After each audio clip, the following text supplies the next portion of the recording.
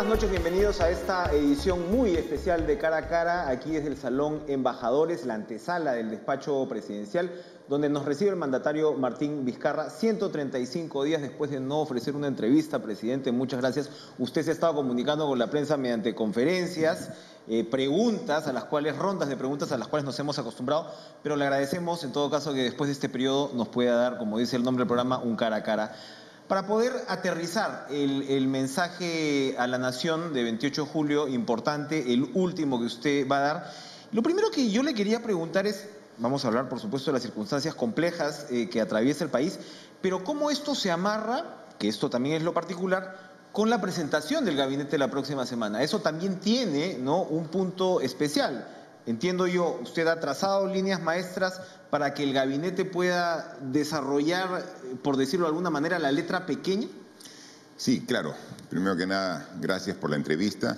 Efectivamente, después de prácticamente 4 meses damos una entrevista de manera directa, a pesar que hemos estado permanentemente comunicados con la población a través de anuncios, informes, conferencias que hemos hecho de manera continua en todos estos meses de la pandemia. Y mire, se dan las circunstancias de que en los días previos a nuestro aniversario patrio hicimos una recomposición del gabinete, ¿no? El premier Cateriano reemplaza al premier Ceballos y, como corresponde según la Constitución, tiene que acudir al Congreso para recibir el voto de confianza del Poder Legislativo. Se pensaba que esté presente antes para yo asistir 28 de julio con un gabinete ya empoderado con el voto de confianza, ¿no? Pero finalmente el tiempo no ha dado y creo que es mejor. Creo que es mejor porque lo que nos ha permitido es, en estas 2 horas del mensaje a la nación que hemos dado el 28 de julio, se expone las líneas maestras, ¿no?, todo el marco conceptual, a pesar que también hay mucho detalle. Sí, claro. ¿No? Pero ya el premier, con un desfase de una semana, retorna al Parlamento para hacer el desarrollo ya de las medidas. Y la diferencia es que en esas circunstancias se permite la participación de los congresistas. En consecuencia, ya puede cualquier duda que quede dar la aclaración correspondiente. Entonces, creo que las circunstancias han sido las mejores, porque finalmente lo que se trata es que haya claridad lo que va a ocurrir en el gobierno en este último año de gestión que tenemos. Y esa claridad se va a establecer con el mensaje a la nación y complementado con la presencia del premier y todo el gabinete en una semana en el Congreso de la República. Porque finalmente, cuando uno da el mensaje a la nación, cuando el premier se presenta al Parlamento, no lo hace solamente para los 130 congresistas. Uno se dirige al Perú en su conjunto. Yo, cuando estoy ayer en el Congreso, no solamente le hablo a los congresistas que están presentes, aunque estuvo un poco vacío. Eran pocos en realidad. Está un poco vacío porque para cumplir las normas de distanciamiento, que también aquí la estamos respetando estrictamente. Hemos medido exactamente que superamos la distancia mínima que debe haber de distanciamiento. Y está bien, pero yo, cuando estoy en el Congreso de la República, a quien me dirijo en realidad es a toda la población, como lo he hecho desde que he iniciado mi gobierno. Dirigirme a la población, a ellos me debo. Y hasta el último día voy a trabajar con todo mi esfuerzo para realizar mi mejor función en función del pueblo. La pandemia, que por supuesto marcó el mensaje, plantea pues una serie de desafíos muy delicados. Solamente el desafío sanitario, las víctimas mortales que tenemos que lamentar, y usted las ha reiterado, ¿no?, esa congoja ayer, pero también el tema económico, el tema de los pobres vulnerables, y de alguna manera sus críticos han señalado que, valga la redundancia, a usted le faltó autocrítica. Y me imagino que esa observación va por el lado, no, por ejemplo, de las medidas de cuarentena que fueron tomadas de manera pues muy, muy temprana, y eso ha sido reconocido internacionalmente, sino que de repente en el camino, se señala, el presidente debió decir ayer dónde hubo tropiezos en la estrategia. De repente el tema, tardarse un poco con ubicar los mercados, el transporte público como focos de contagio y demás. ¿Cómo evalúa esa crítica al mensaje? Mira, como tú bien lo has hecho recuerdo, yo he tenido una comunicación perfecta y continua, ¿no?, con la población en todo este tiempo. Y en esta comunicación, en más de una oportunidad he manifestado los errores que hemos cometido. Este es un gobierno que es consciente de lo complejo que es la situación y que hay que tomar decisiones todos los días. Y las decisiones que tomamos, las tomamos siempre analizando los diferentes ángulos para tomar la decisión, y luego se evalúa. Más de una medida que hemos tomado, hemos tenido que corregirla. Y lo hemos dicho públicamente que no conseguimos los resultados que habíamos esperado. Este gobierno es autocrítico, pero no autocrítico en un mensaje a la nación, es autocrítico de manera permanente. Y cada vez que ha habido algún error o deficiencia, definitivamente involuntaria, hemos corregido. Yo recuerdo que en algún momento hicimos, por ejemplo, que la cuarentena, para que permita salir de manera alterna hombres y mujeres. O sea, era una propuesta que teóricamente funcionaba bien, pero que en la práctica vimos que aumentaba la aglomeración de personas en determinados días, que es lo que queríamos evitar. Entonces, inmediatamente corregimos y dijimos, esa medida que la tomamos con un sentido teórico de sustento, no está dando los resultados. Y corregimos, como esa, por decir un ejemplo, muchas más. Así que este es un gobierno que siempre, y dando la cara, admite cuando comete errores. Pero también lo que hay que diferenciar es que no podemos decir que las medidas que se toman, hay ciertos analistas que siempre buscan un ángulo negativo de las mismas, porque aquí no existe la medida perfecta. Siempre tomamos decisiones pensando en qué cosa es lo mejor, no qué cosa es lo perfecto, porque eso no existe. La perfección en la toma de medidas no existe. Y entonces, si tú encuentras siempre un algo que genera un inconveniente y te enfocas solo en ello, siempre vas a encontrar cosas negativas.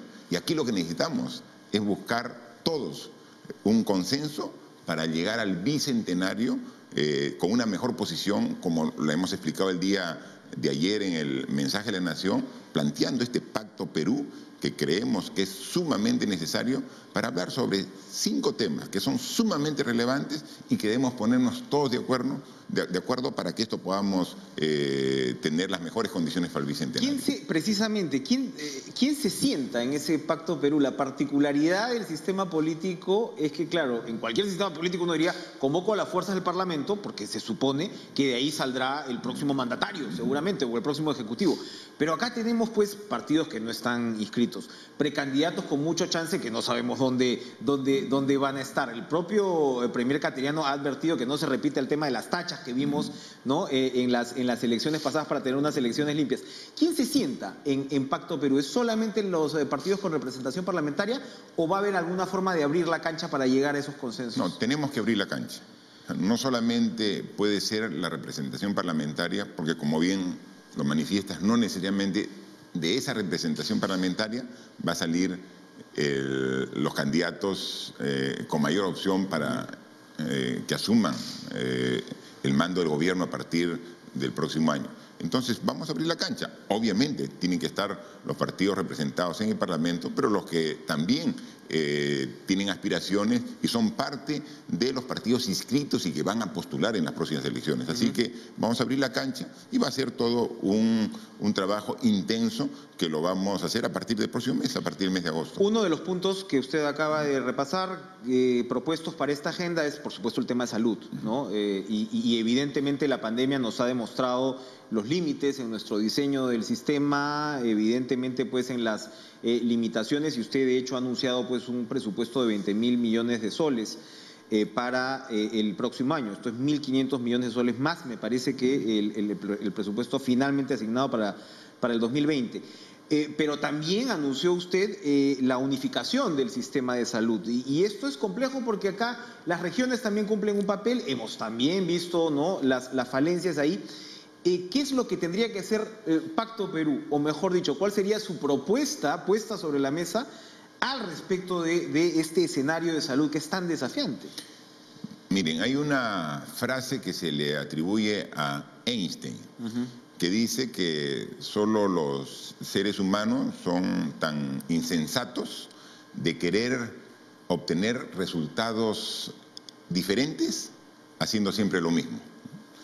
Y creo que no podemos ser insensatos los peruanos en el tema de salud. Esta pandemia ha desnudado todas las falencias. No hemos podido atender a la población con la eficiencia que requiere el ciudadano. Entonces, ¿vamos a seguir haciendo las cosas igual? De ninguna manera. O sea, no ha funcionado la respuesta del sistema de salud de nuestro país para atender de manera adecuada. Ahora, hay que aclarar que también en los sistemas de salud más desarrollados del mundo han tenido iguales y similares problemas a los que hemos tenido ahora. Pero está bien, es problema de esos países que también lo están analizando. Nosotros tenemos que hacer lo propio. Entonces, tal como están las cosas, no funcionan de manera adecuada. Hay que cambiar y corregir. La experiencia nos enseña algunos temas que queremos plantear a esa discusión. Pero estamos abiertos a que también expertos, no solamente del sector salud, analistas de la academia, también de organismos internacionales que tienen toda una experiencia en salud, todos veamos cómo podemos dar una mejor atención de salud a la población. Entonces, si cada quien tenemos como islas atendiendo a sectores de la población, finalmente la salud de los peruanos no tiene ninguna garantía de ser atendida de manera adecuada. Cuando hablamos de islas, estamos hablando de salud, estamos hablando del MINSA, estamos hablando de las capacidades regionales, estamos hablando de rediseñar el sistema para tener una atención más coherente. Efectivamente, donde haya una atención mínima a todos los ciudadanos. O sea, tiene que haber una base mínima que cada ciudadano pueda acceder a salud, ¿no? Y que sea suficiente con tu DNI para poder atender. Administrativamente podía mantenerse ciertas instituciones dentro de su propia organización, pero lo que el ciudadano tiene que sentir una mejora en la atención, que si tiene algún tipo de necesidad en atención a su salud, o sea, puede acceder a cualquier establecimiento que dependa del Estado. Hay piteo de ciertos sectores que dicen que se va a desatender a unos para cómo evitar ese problema. Para eso hay que plantear. Por eso planteamos una mesa de discusión de este tema.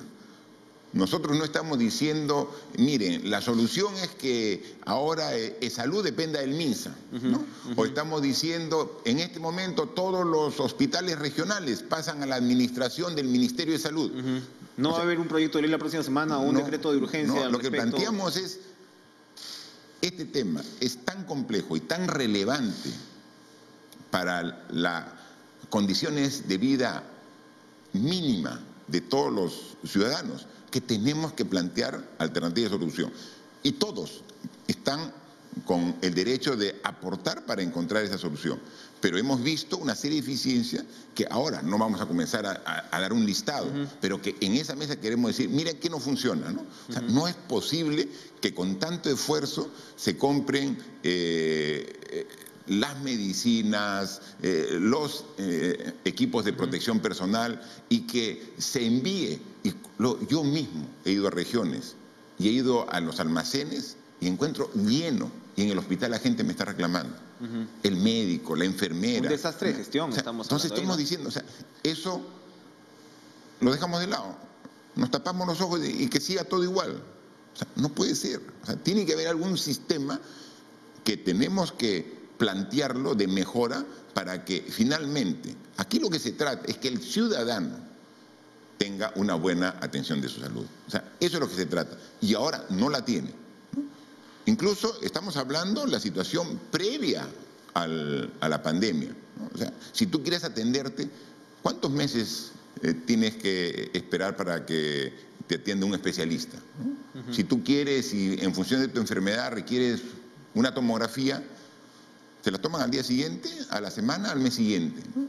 Cuando quizás ya tu enfermedad deterioró y ya no es ni siquiera necesario el examen que te mandaron.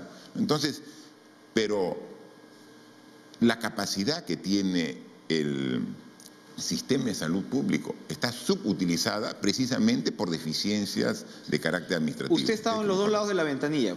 Entonces usted ha sido gobernador regional y ahora, por supuesto, es presidente de la República. Vemos un caso, repito, desastroso como el de Arequipa, lamentable. ¿Esto implicaría, en su opinión, recortar atribuciones a gobiernos regionales, por ejemplo? Mire, afinarlas, moderarlas. Yo con toda franqueza en el último Consejo de Ministros decía que tenía un conflicto interior respecto al sistema de descentralización a través de la regionalización que yo defiendo. Y yo creo que es un proceso todavía inmaduro que está recién corrigiéndose en la medida que va pasando el tiempo.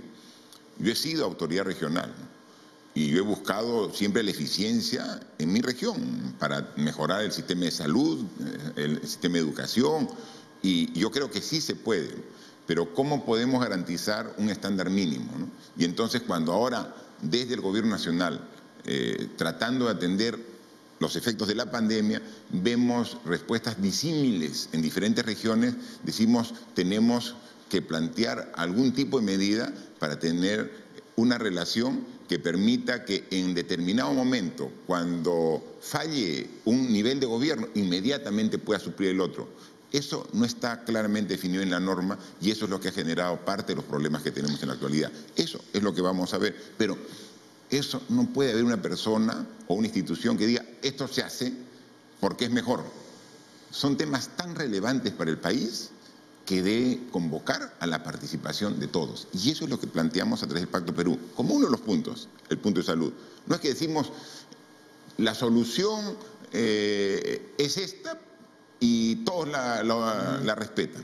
Yo creo que sería arrogante si alguien pretenda dar una solución de ese tipo.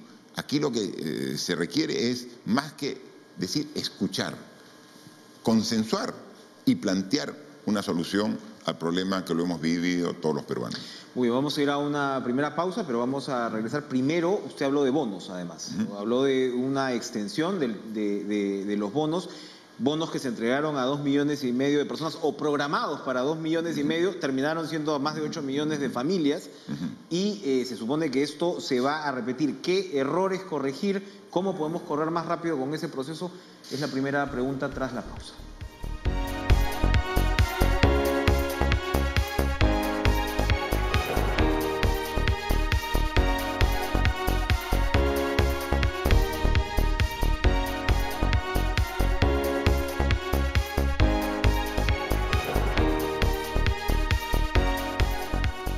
Seguimos con el presidente de la República, Martín Vizcarra. Presidente, usted anunció la extensión de la estrategia de bonos, ¿no? Los bonos en un primer momento, y usted lo calificó, si no estoy mal, como la política más agresiva, ¿no?, de bonos en la región. Pero también hubo críticas en su momento a la velocidad de la repartición, si eran tantos los que necesitaban, al final eran muchos más, de 2 millones se saltó afortunadamente a 8,5 millones, porque sabemos pues que finalmente esas eran las familias que dependen básicamente de esta asistencia.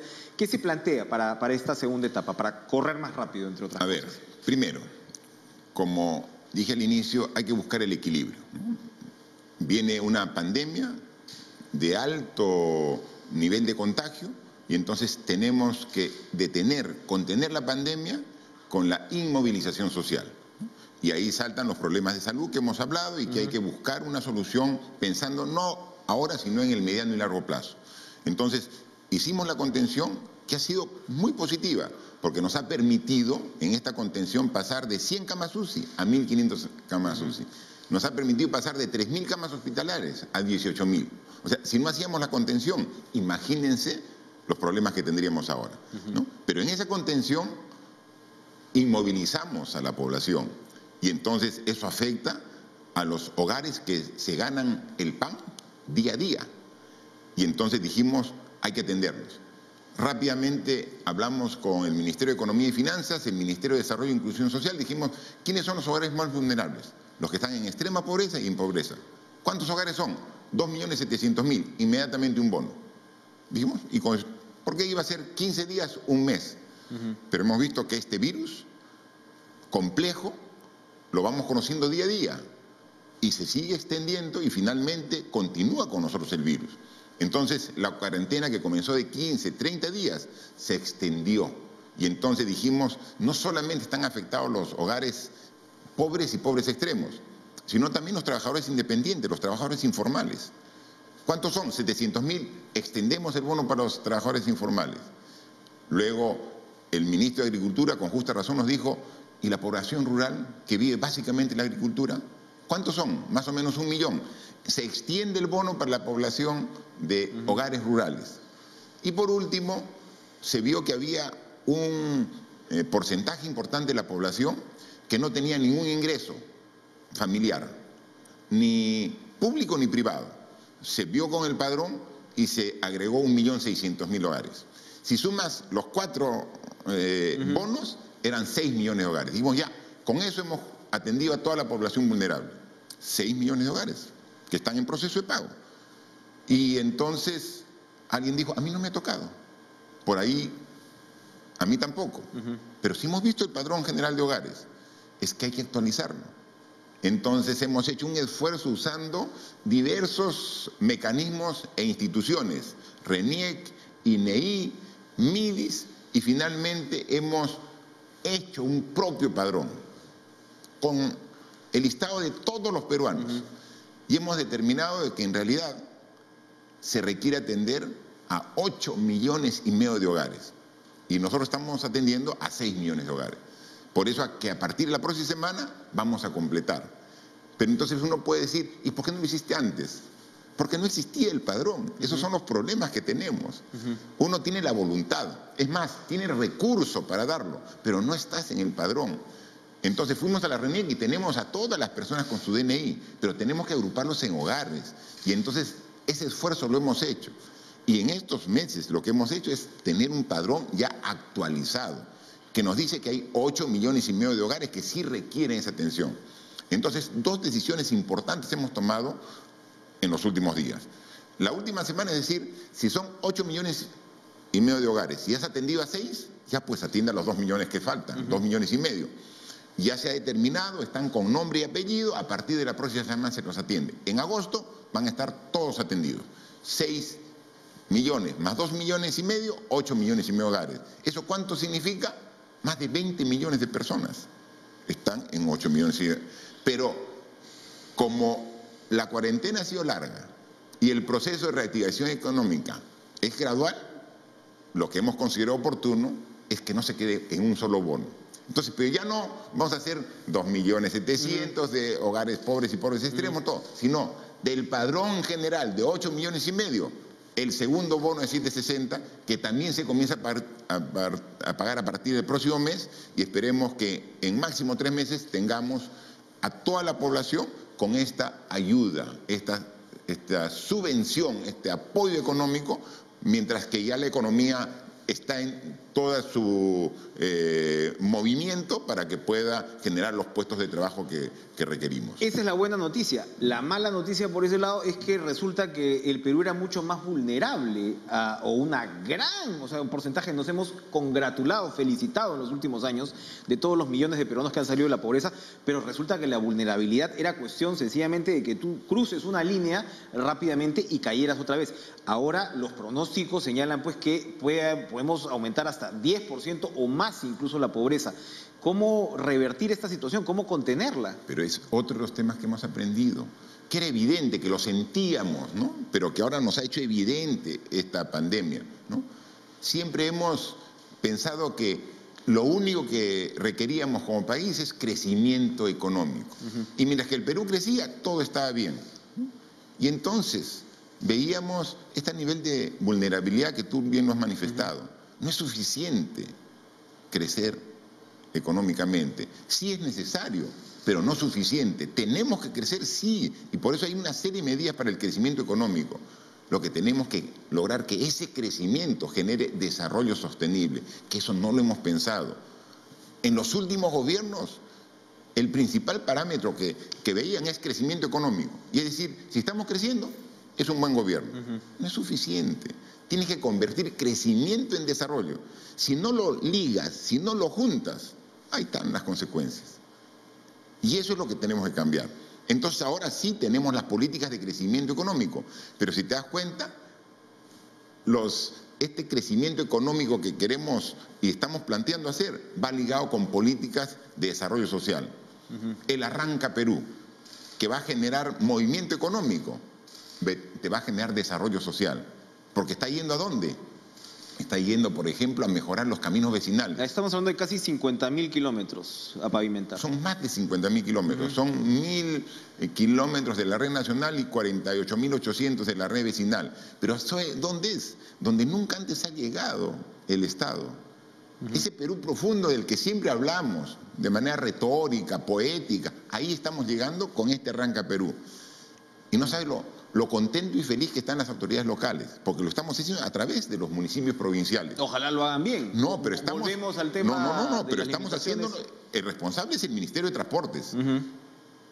El mecanismo, la herramienta, el brazo es el municipio provincial, pero el responsable es el Ministerio de Transporte. El ministro está viendo. De tal forma, eso lo hemos anunciado ¿hace cuánto? Hace 20 días hemos anunciado el Arranca Perú. Y todos los municipios, los 190 municipios provinciales ya lanzaron el proceso.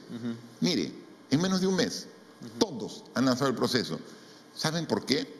No solamente porque requieren reactivar la economía, porque están realmente satisfechos que por primera vez en la historia va a llegar el Estado para mejorar su camino vecinal hasta lo que ellos llaman la punta del cerro, donde hay casas, donde hay producción, donde hay chacras, donde producen alimentos, pero que no podían llegar a la ciudad.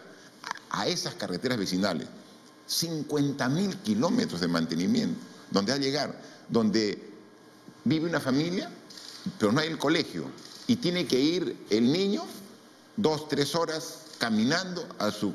¿Por qué? Porque no hay carretera. Ahora esa carretera se va a mejorar, se le va a hacer el mantenimiento adecuado. Entonces no solamente va a mejorar la productividad, no solamente va a mejorar la accesibilidad, ese tipo de proyectos mejoran la salud, el acceso a la educación y todo para generar también un crecimiento económico. Sí se puede ligar crecimiento económico con desarrollo, pero hay que pensar el tipo de obras que queremos. Si solamente vemos cuánto está creciendo el país, estamos creciendo más de 6%, perfecto, todo está bien.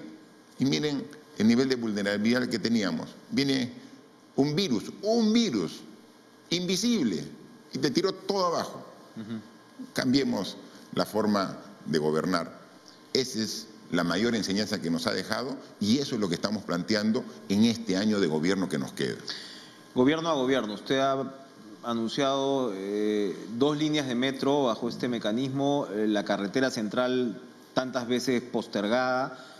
¿Cómo va a ser ese procedimiento? Porque de un lado es una buena noticia si lo comparamos con los panamericanos o con lo que ojalá ocurra con la reconstrucción. Pero de otro lado también es reconocer las falencias del propio Estado, ¿no? Evidentemente. No, pero lo que hay que tener en claro que no es que digamos que la ejecución de obras y proyectos van a pasar por el mecanismo de gobierno a gobierno. Son, si sumas los proyectos que hacen los municipios, los proyectos que hacen los gobiernos regionales y los proyectos que hacen los ministerios, o sea, son miles de proyectos. Y ellos van a continuar mediante las modalidades que están establecidas en la ley de contrataciones del Estado, pero con una mayor eficiencia, ¿no? Eso es lo que va a trabajar. Solamente estamos viendo proyectos que son de carácter emblemático por la importancia y el fin que tienen, en que estamos viendo la ayuda de este mecanismo de gobierno a gobierno, la carretera central, ¿no? Estamos hablando, este es un proyecto que es requerido, es exigido por todos los habitantes de la Sierra Central y gran parte de nuestra Amazonía que usa que es llamemos una columna vertebral, ¿no? Que une costa, sierra y selva y que con esta carretera central está completamente desfasada en el tiempo con la tecnología.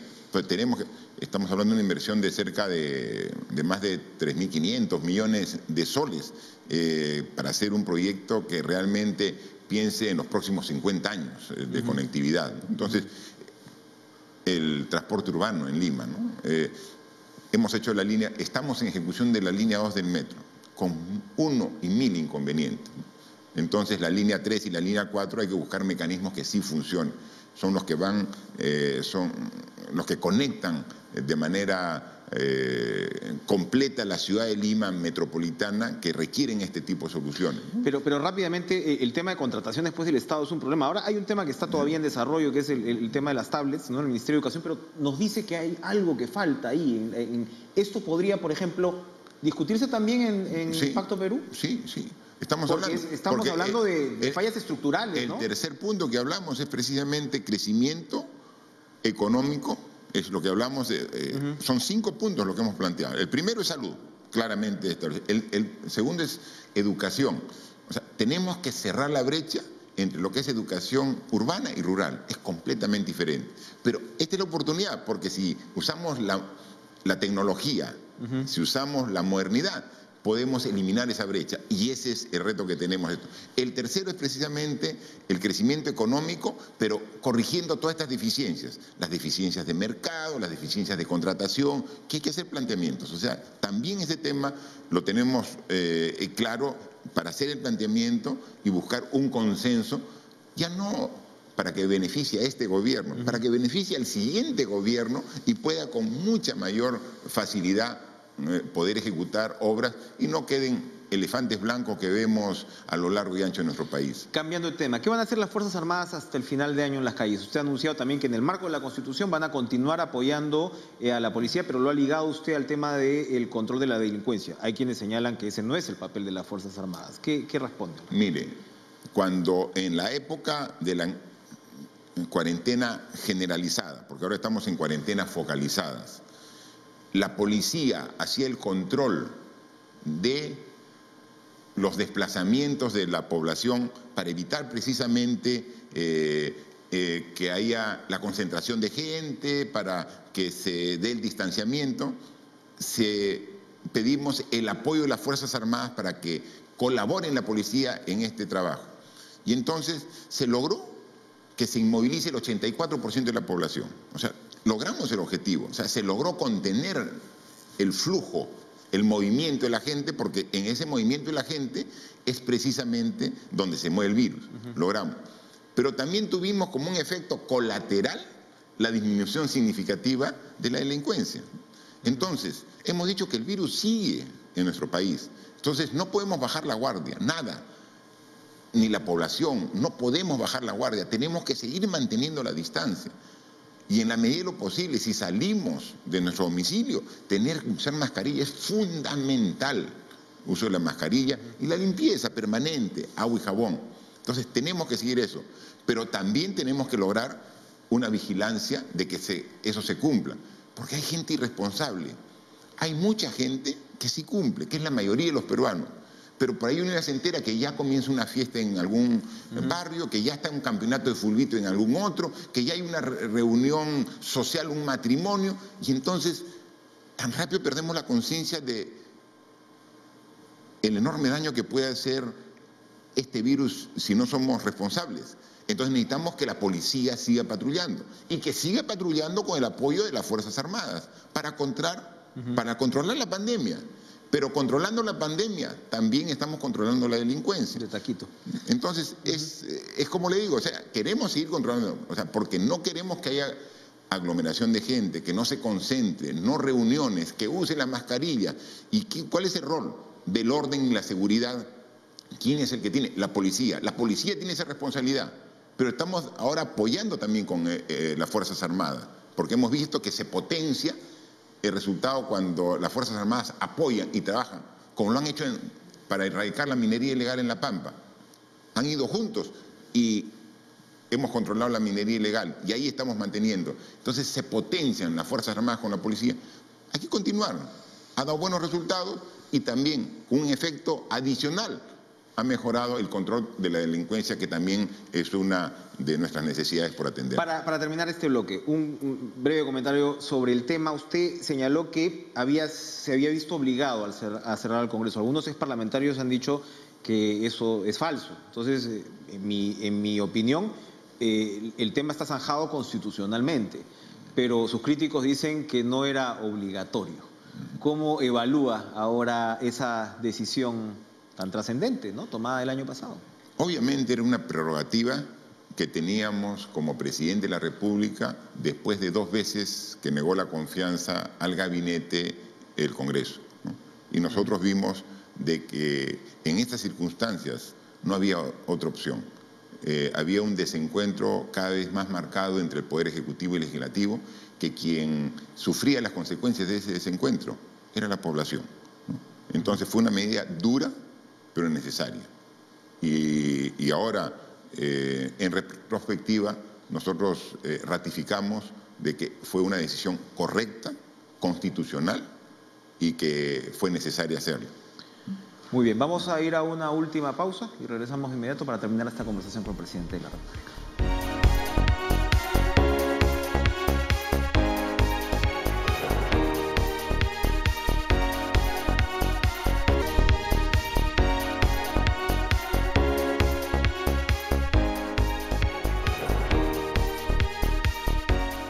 Presidente Vizcarra, ojalá nos veamos antes de 135 días para poder, siempre quedan temas en el tintero, pero quisiera terminar con una reflexión en el sentido, usted, digamos, envolvió en una narrativa el mensaje en términos de crisis, ¿no? O sea, la crisis política en la cual usted accede al mando, la crisis de la corrupción, la crisis de gobernabilidad que acabamos de comentar antes de la pausa y, por supuesto, una crisis que es la madre de todas las crisis, que es la que estamos viviendo ahora.